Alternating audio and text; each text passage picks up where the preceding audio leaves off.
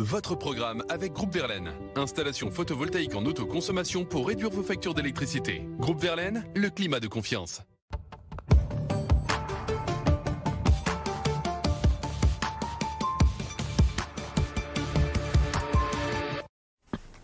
Bonjour à toutes et à tous, bienvenue dans Planète Locale. Comme chaque lundi, on va parler environnement à l'échelle locale du département. Notre invité aujourd'hui, ce sera Raphaël Laugier, sociologue et philosophe. Et on a en plateau Rémi Laugier de Gomède. Bonsoir Rémi, c'est toi qui nous accompagne chaque semaine. Et on commence tout de suite avec l'actualité de la semaine.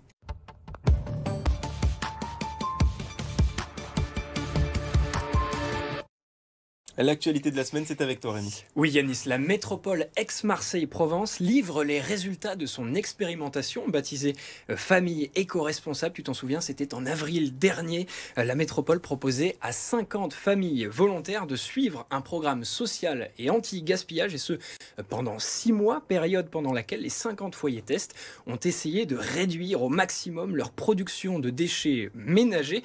Cela de manière empirique, c'est-à-dire avec des observations, des témoignages fournis en retour à l'établissement public, la métropole, qui cherche surtout à travers cette expérience à réduire la production onéreuse de détritus sur son territoire. En moyenne, un métropolitain génère 624 kg de déchets par an, c'est presque 2 fois plus que le français moyen. Et que nous apprend justement le bilan publié vendredi dernier ? Alors 2 choses. D'abord, la métropole parle d'une initiative concluante, ce sont ces mots, avec notamment 250 heures d'entretien, des visites de terrain et la création d'une web-série en 7 épisodes. Ça, c'est pour la partie communication et sensibilisation, mais le plus difficile reste à faire pour l'établissement public. La métropole doit maintenant mettre à profit les connaissances acquises pour atteindre son objectif, réduire de 10% la production moyenne de déchets ménagers d'ici 2025.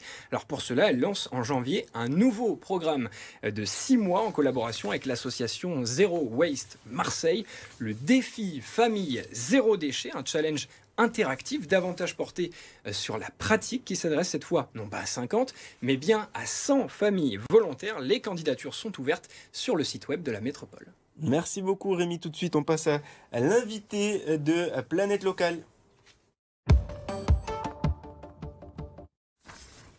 L'invité de Planète Locale, c'est Raphaël Laugier, sociologue et philosophe, professeur des universités à l'Institut d'études politiques. Bonsoir Raphaël Laugier, merci d'être avec nous dans Planète Locale. On va aborder ensemble cet événement samedi à Bouc-Bel-Air, près de Marseille. L'usine Lafarge de la Malle a été la cible d'une action de sabotage par plusieurs dizaines de militants écologistes. Un événement qui a surpris. Comment on peut expliquer ce qui s'est passé samedi, Raphaël Laugier ? Alors, comment on peut expliquer ce qui s'est passé samedi en particulier ? C'est des conditions, d'actualité plus conjoncturelles, mais je pense qu'il faut le replacer dans le temps long. Comment est-ce qu'on peut l'expliquer dans le temps long ? Dans le temps long, j'ai entendu dans certaines réactions en disant que c'était inédit. Certaines réactions disaient que c'était inédit. C'est pas du tout inédit. On a une écologie. D'un côté, on a une écologie sociale et politique, ce qui est dans la constitution du parti dit les Verts en Allemagne. Plutôt les Verts en France, c'est toute cette espèce d'écologie sociale, social-démocrate, plutôt de gauche, etc. Et puis, on a Greenpeace et ce qu'on appelle l'écologie profonde, qui est pour une transformation radicale de la société, voire la remise en cause de la place même de l'humain dans l'écosystème. Donc, l'écologie plus radicale, l'écologie de la deep écologie, a déjà produit ce type d'action.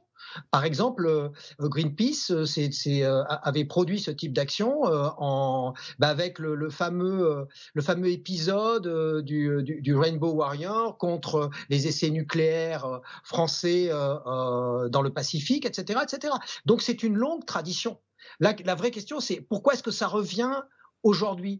Je crois que ça revient aujourd'hui parce qu'il y a un certain échec justement de la première écologie, c'est-à-dire de l'écologie sociale et politique qui semble négocier de façon partisane, ce qui pour ces gens n'est pas négociable. Bonsoir Raphaël Liogier, Rémi Liogier de Gomet. C'est la première fois qu'on se rencontre, on a le même nom, on n'est pas forcément de la même famille. Moi je voulais vous poser une question justement par rapport à ces différentes écologies dont vous venez de parler. À votre avis, quelle proportion aujourd'hui dans la société elles occupent? Est-ce que c'est finalement un mouvement activiste à la marge ou est-ce que ça représente une vraie force politique aujourd'hui? Bah, moi, je crois que, alors, surtout, c'est difficile de la situer en termes quantitatifs. Par contre, on peut la situer en termes de dynamique.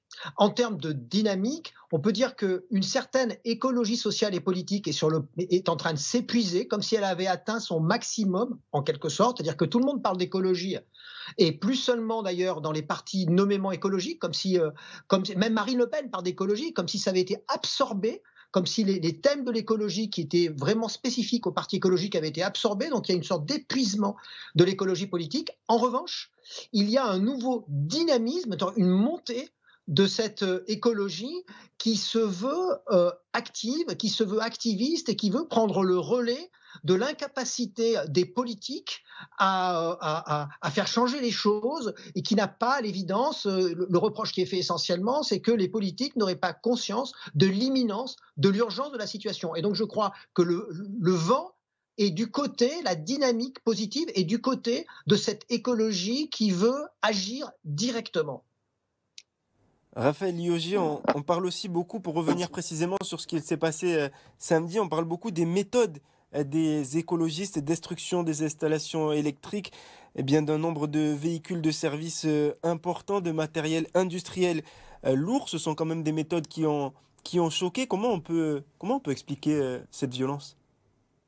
Non, mais cette violence, elle est, je ne veux pas dire, c'est-à-dire qu'avec le recul historique, aujourd'hui, on est dans l'immédiateté, mais avec le recul historique, cette violence, dans les mouvements sociaux, elle a toujours existé. Il y a eu à Lyon l'épisode célèbre d'ouvriers qui détruisaient l'appareil de production parce qu'ils avaient le sentiment que les machines leur volaient du travail. On a eu une multitude dans ce type de violence, et c'est la grande tradition de la désobéissance civile.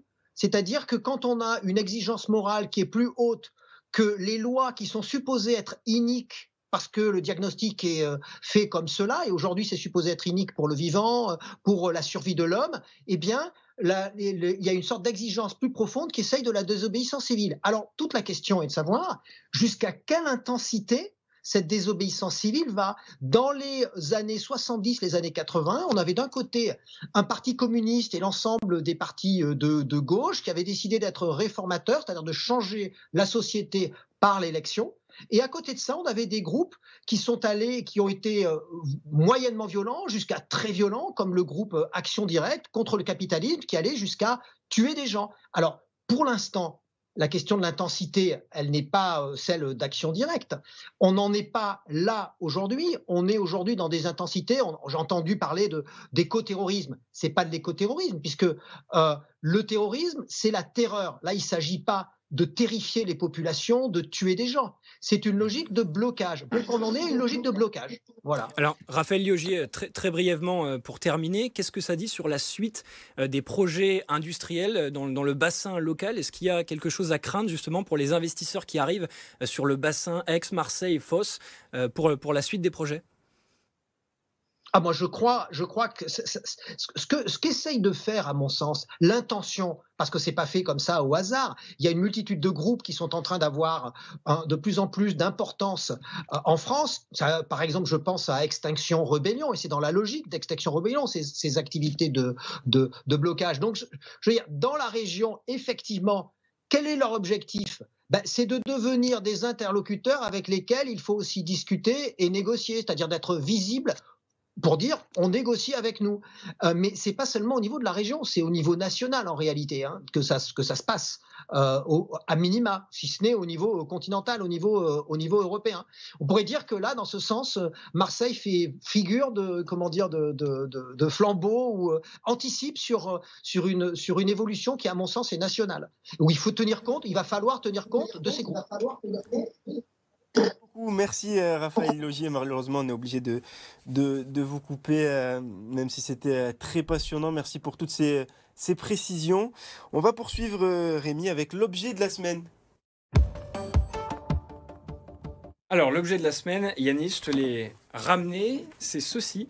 C'est le flacon Milk, un lait bio et végétal, évidemment marseillais, que tu peux diluer directement chez toi. Dans ce flacon, tu as une sorte de produit concentré, l'équivalent de 5 bouteilles de lait d'amande sans les emballages, évidemment, à mélanger avec un peu d'eau et puis à mixer avec ceci. C'est un mousseur à lait. Alors, il est fourni avec, si tu prends l'offre supplémentaire. Alors, pour obtenir ta préparation finale, il te faut à peu près 30 secondes. Je vais te laisser goûter. Tu vas voir, c'est un lait végétal concentré. C'est marseillais, tu peux goûter. Il existe 2 parfums, amande ou noisette. Donc là, c'est amande. Très bon aux amandes. Amande ou noisette et autant d'ingrédients. Donc exit les arômes artificiels, sucre ajouté et autres épaississants qui sont bien évidemment absents de la recette Milk. C'est un produit qui n'est pas encore officiellement sorti. Il faudra attendre février 2023. Pour l'instant, on en est encore à la campagne de précommande. Donc si c'est une solution qui vous intéresse chez vous, eh bien comptez 20 € les 2 flacons, 39 € avec le mousseur à lait. Merci beaucoup Rémi pour cette découverte. Merci à vous d'avoir suivi cette émission. Ne manquez pas votre prochaine émission thématique Marseille Business avec la Tribune. Quant à nous, on se retrouve dans un instant.